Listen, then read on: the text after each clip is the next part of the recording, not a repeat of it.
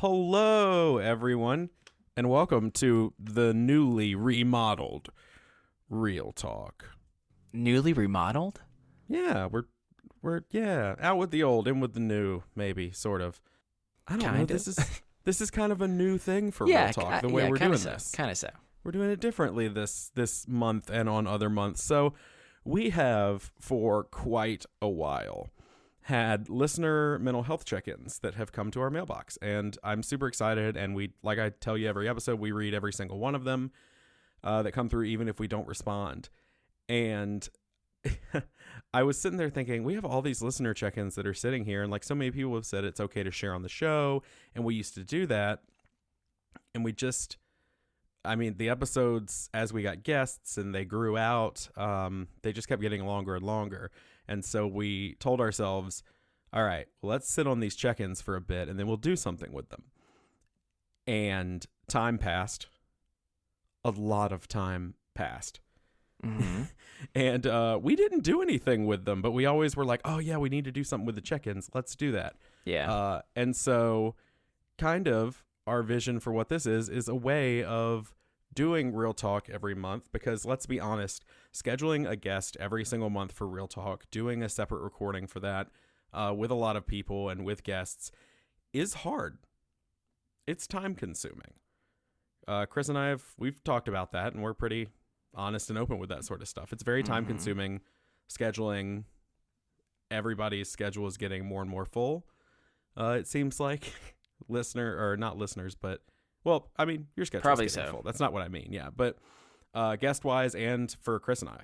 And so when we're not able to schedule a guest, and maybe even just sometimes to help us get through some of these check-ins, because it's important that you're hearing from each other, because this is a community, we're gonna do Real Talk this way. And so it's just gonna be listener check-ins and Real Talk Extreme Makeover Edition. Yes, move that bus. We did it. We did it. It was cute. It was a whole thing. I loved it. I like it more instead if you and me are like Chip and Joanna Gaines from Fixer Upper, so that we have the dramatic like picture of what Real Talk used to be, and we both just say, listeners, are you ready to see your new Real Talk? And then we just slowly back away. For anyone, I don't want to be Chip and Joanna Gaines. I'm just more of the reveal part. Okay. It's a dramatic reveal. We can do that. It's a big poster, pretty much. I'm okay with that. Cool, thank you. So, thank you. I'm feeling affirmed. For anyone who hasn't listened to Real Talk before, Real Talk, you're going to go, wait, why are the numbers the way they are? It's because we're starting back in numbering them this way rather than Real Talk. Listener check-ins, number 5. Like when we get to that, it'll just be confusing. So we're just going to drop Real Talks regardless of whether they're interviews or whether they're listener check-ins or conversations between us. We're always going to drop those as Real Talk and then whatever episode it is. Also, we're not good with numbers. Yeah, numbers are hard. And we're starting with Volume 2 because we have an episode that like is the idea came out of that episode to do these episodes. That's called Volume 1. It's a whole thing. So thank you for loving us. Thank you for being there. That was a Linda Belcher reference for anyone who caught it. Nice. Yes. So if you haven't listened to Real Talk, these are usually a little more serious conversations, either between Chris and I or with a guest talking about their mental health journey, or with our listeners. And so we take listener check-ins, and we hope that you'll write them in, and we'll talk about that at the end of the show. But it's just a way for y'all to communicate and let everybody else in the community of listeners know what's going on in your life. And I have read through these when we originally got them, but also as well preparing for this episode. And I've tried to keep track of any possible triggers in them. If not, check our show notes real quick, and there should be triggers in there if I have forgotten them indeed. But I will give you a heads up on the letters ahead of time. These will all be read anonymously, as always. We will give fun names to whoever is speaking, unless they've given themselves a name, which has happened multiple times in the few we're going to read today. So I want you to go with me on a journey. I want us to get in the time machine. Paint me a word picture, Steve. We're going to get in the Wayback Machine. And we're gonna go back to a time when this check-in was sent in. Oh no, which was January 9th of 2018. Oh my gosh. Yes, we've been sitting on these for a little while, so we're going to work through our backlog and then hopefully have new ones to talk to y'all about. So keep sending them in, but this is from January 9th of 2018. All right, so this listener has given themselves a name, and their name is Dancer. Dancer. Which I think is really like pretty. Aww. And so Dancer wrote in. I want a name in solidarity. I'm Prancer. Are you Vixen? Actually, no. I want to be Vixen. Donner myself. Yeah, I want to be Vixen. So there we go. You can be Vixen. Perfect. I'll be Donner. Perfect. Donner, party of 50. No, okay. That was a little Patch Adams reference, a timely Why movie. Are you making so many weird references I right don't now? know, and that's a movie from like 18 years ago. Yeah, anyway. I would like to listen to Dancer now. Yes, so Dancer wrote in and said, my mental health check-in. So the past couple of months have been better, although mental health in general has been pretty rough recently. My anxiety levels in particular have been really tough, and my mom has been suggesting that I try some anxiety medication. Personally, I've always been pretty resistant to the idea of going on medication, although at this point I'm thinking it might be worth a try.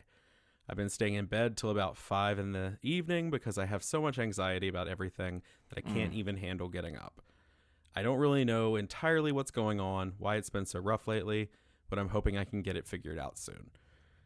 And that is from Dancer, who then wrote us a not anonymous personal note at the end, which was very, very heartfelt and explained a little more in detail what was going on.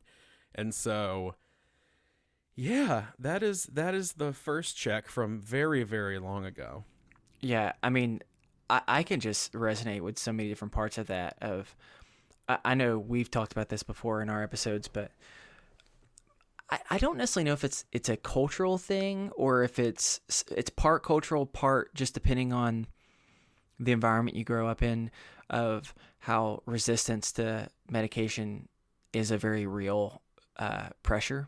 Oh yeah, and so it can almost feel like the well, I've lost, and so now I don't have a choice option, which is not the case at all. But so yeah, it's obviously been a long time now, but I hope that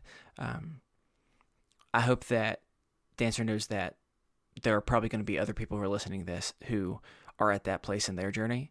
And gosh, I mean, I know those days where the thought of leaving the bed itself is a hurdle that it's just like, it could be so much easier if I just called in sick, if I did whatever today. And so I just hope that you've been able to find, whether it's medication or some other type of tool or practice that's been able to provide some relief, because it's really difficult and it sucks. Yeah, I was resistant to doing medication for a very long time. I should have been on it in high school, and I wasn't. And anyone who's listened to my Real Talk or my episode on the Peripheral way back in 2017 will hear that I should have been on medication.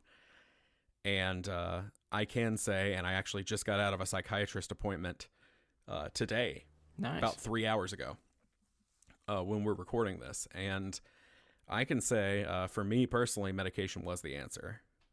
And that's been incredibly helpful to me. And my psychiatrist even is very, very astounded at the person who came into the office versus the person that she saw the last few visits. Yeah. And the last few have been, let's just keep doing what we're doing because we're seeing positive effects. And so, which may sound a little weird to Chris, who has seen where I've been lately, but medication wise, I've leveled out. And so for me, that was really important. But I do want to make clear, medication is not for everyone. Yeah.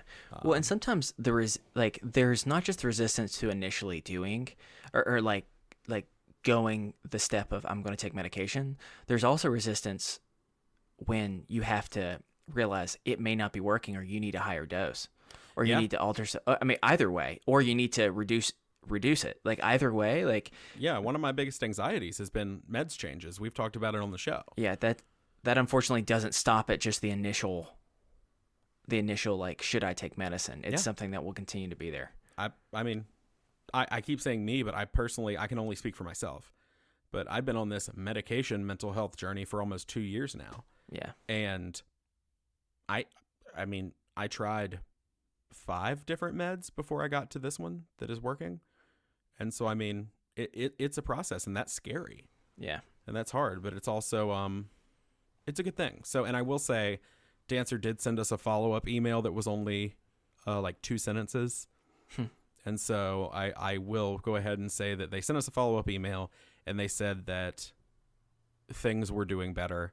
Awesome. They felt a little more motivated, and so that was really good to hear. We didn't get any resolution at that point as far as where they were at with the medication journey, but they said that things were looking up. So that is a positive.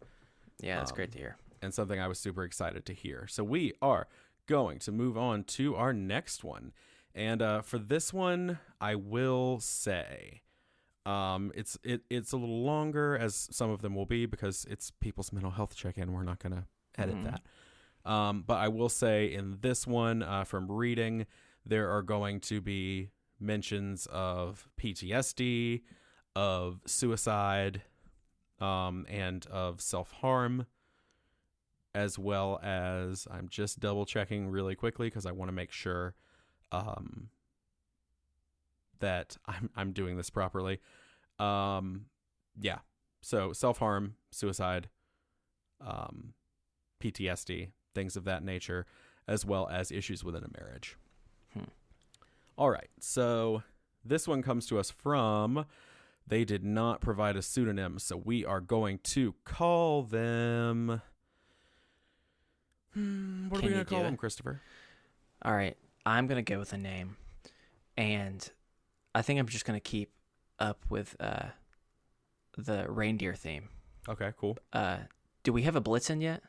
I don't think we have a Blitzen. Okay, we'll do Blitzen. Okay. Well, Blitzen wrote in and said, "Hi, Stephen and Chris. First, thank you for the podcast. Raising awareness about mental health is amazing. It's been wonderful it's been a wonderful help to me these last few months.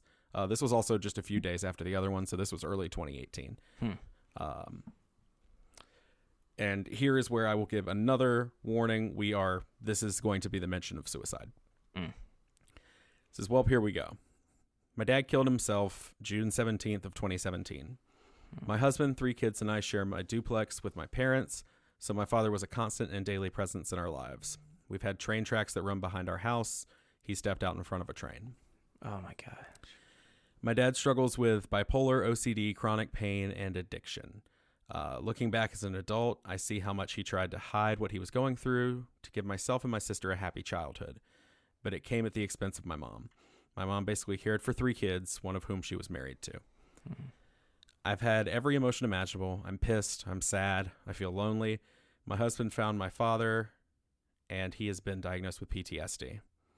It's put a strain on our marriage.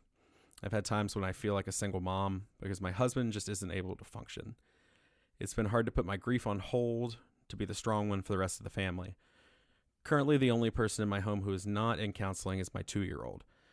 Both of my older kids, my husband, my mom, and myself have all taken steps to deal with everything. I'm so thankful that we have always been open to therapy and medication and general care for mental health. I've never dealt with losing someone this close to me, but I've been told that grieving someone who has completed suicide is a different kind of mourning. I've been trying to push down the what ifs and remind myself that I cannot be responsible for the choices of another. I've really stopped caring for myself physically. I haven't worked out since he died, and I've basically had an IV of cherry Coke constantly attached to me. My husband and I committed to getting healthier, and it's actually helped my mental health to be taking steps for physical self-care. Just writing this out is helpful. It's hard to feel like I'm always the strong one, but it's rewarding that I am able to be strong for my people. Feel free to read this on the show. Again, what you guys are doing is incredible. A few other nice things, but this is not about us. And that is from Blitzen. That is a tough one. Yeah. And I how can't brave imagine. for being able to just be willing to share that. So thank you very much for sharing that. Yeah, absolutely. This is not Real Talk is not an advice show. Yeah. So, we're not going to sit and give advice on anything. For me personally, I lost my father unexpectedly, but to a freak health thing. And I know what that was like for my family. And so I can't imagine what this listener's family was going through at that time and is still going through. It's something that stays with you. You're never going to lose the loss of a loved one. Yeah. Well, and I think just the part that really hit me was just the idea of I have to stay brave for the rest of them, you know, and how both inspiring that is, and how much I feel for them, just because we've all experienced those things where we have to pretty much put down our own grieving in order to help with other people. Yeah. And all I can say is, it's been over a year now since this initial message. Yeah. And so I hope that there have been moments where they've been able to start processing their own pain, because Sure. that's the part that I mean, we've talked some about. It's just at the end of the day, you can push it down, but it doesn't mean it's not going to still be there at some point to have to be dealt with. And so I just hope that they've had some time to be able to care for themselves, because they deserve it just as much as everybody else does. Sure. Yeah, and this is something that was discussed, and I know they found support within our Facebook group. Good. I remember reading a lot and talking a lot about this time that it was sent in. And so, like I said, we read the emails, but a lot of times, a lot of the response to those things is us talking in the group with people and those conversations being had. So, yeah, that's a tough one. So we have a few more here that we can read. Okay. So I'm going to move on. This one, we don't have a person's name. Do you want to stay with the reindeer? Might as well. Let's do Rudolph okay. this time. Yeah. And this is a person within our group, because they said, don't worry about identifying details. They aren't saying anything here that they wouldn't say in the group. Sure.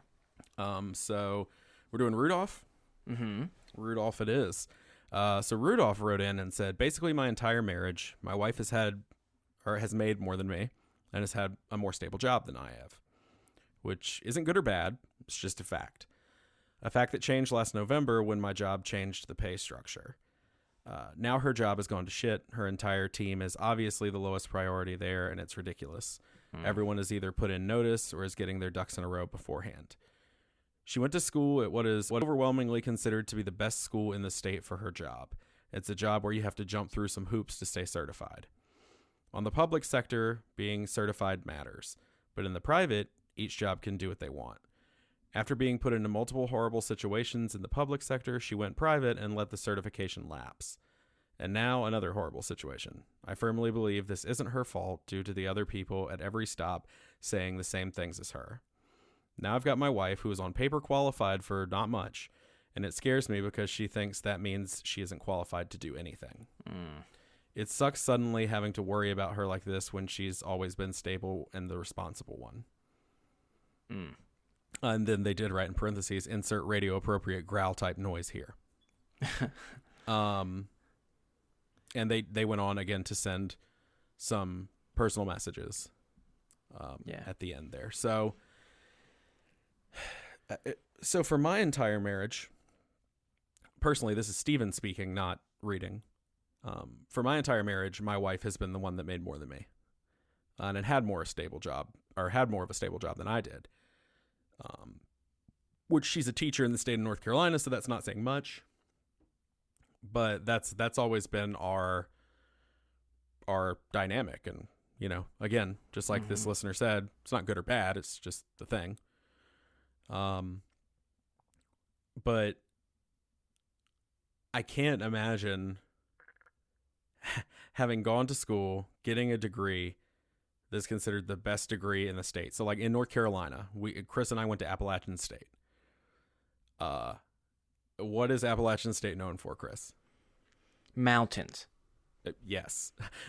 I was thinking degree-wise. It's cold. Okay. Sorry, I was thinking bachelor's degree specifically, but also master's degree-wise. There's a couple things. But the thing that you got your degree in. Teaching. That's one of them. So my wife has a teaching degree from Appalachian State. She is a teacher. And I can't imagine going to school and coming away with what is considered in the state a degree from the best teaching school and then not being able to get a teaching job. Like that's hard. It's just, I mean, even kind of going off of what we were just saying with the last check-in too, it is difficult when you are trying to deal with your own shit. Mm-hmm. It's a whole different level of painful when you don't know how to handle or be there for someone that you care about, you know, especially when they've been the one caring for you for a long time. You know, I mean, that's something, me and Kate have had a very similar dynamic. We've both had times where we made more, but we've also both had times where we've really just had a lot of doubt about, can I do whatever job it was at the time? And it can feel very defeating.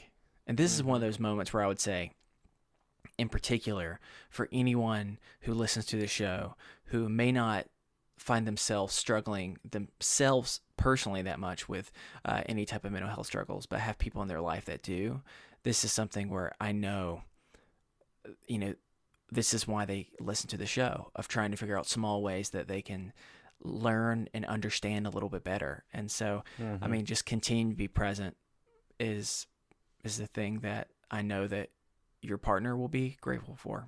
And so I hope that they don't lose their confidence in themselves, because they shouldn't, because good Lord, they got a fancy degree from the best place you can get a degree. So they should not feel bad about themselves. They should be proud. Awesome. Well, we have one more that I'm going to read here today. All right. And, you know, maybe two. I don't know. Depends on what I'm feeling. I'm thinking one more. Okay. And so this one comes to us from an anonymous listener. I got a name. Anonymous to y'all, not to us. What is the name? Okay. Well, you know, we've been going with reindeer themes, sure. But do you recall the least known reindeer of all? Grumpy? No. Okay. Any ideas? What was the name of the girl reindeer from Rudolph? The girl reindeer from Reno? Yeah, like his girlfriend. It's not her.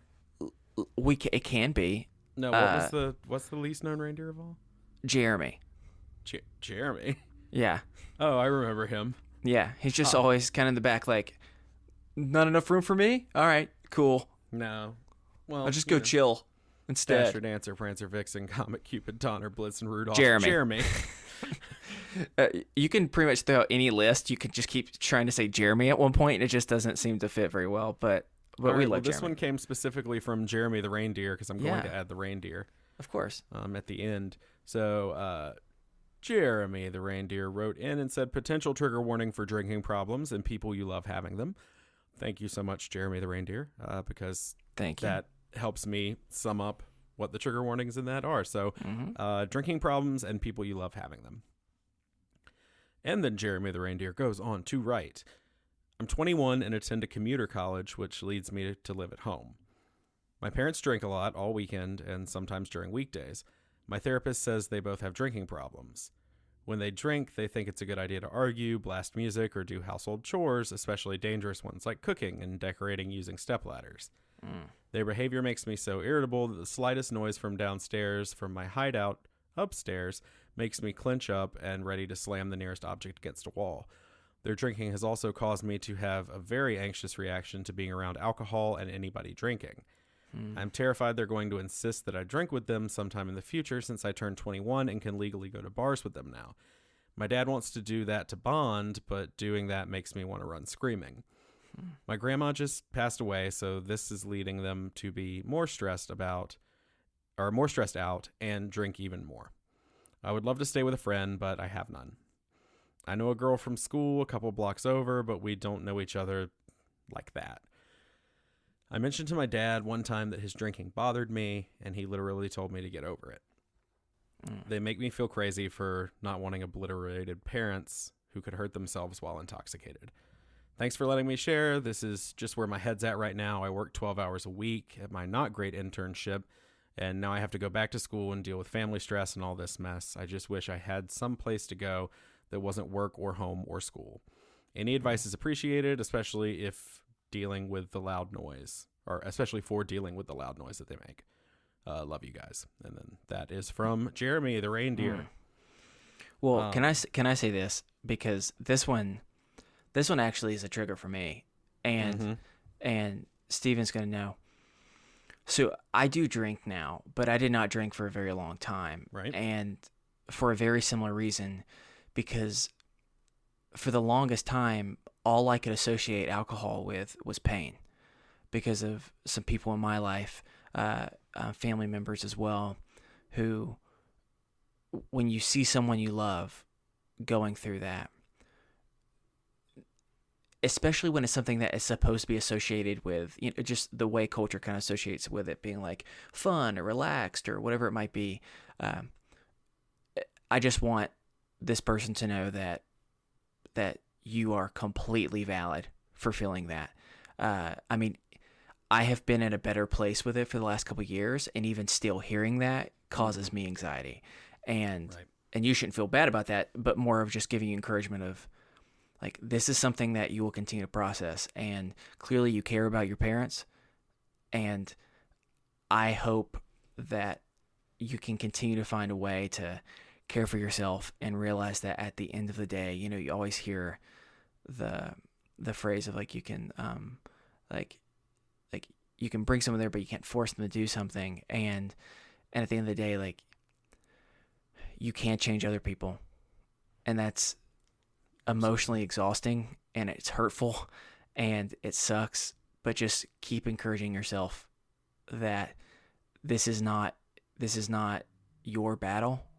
All you can do is continue to love and care for them and care for yourself, because